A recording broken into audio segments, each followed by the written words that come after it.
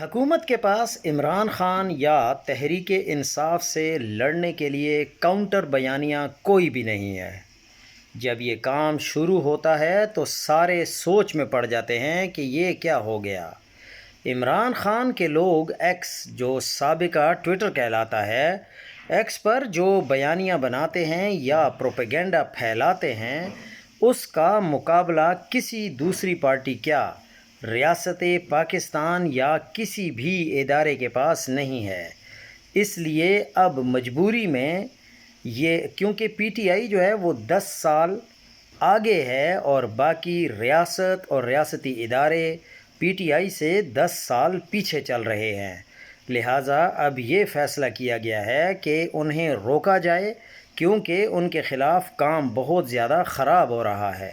عمران خان نے ہمیشہ کہا ہے کہ میری اصل ٹیم سوشل میڈیا ٹیم ہے، اور اب عمران خان کا ٹویٹر اکاؤنٹ بھی بند کرنے کی پلاننگ ہو رہی ہے۔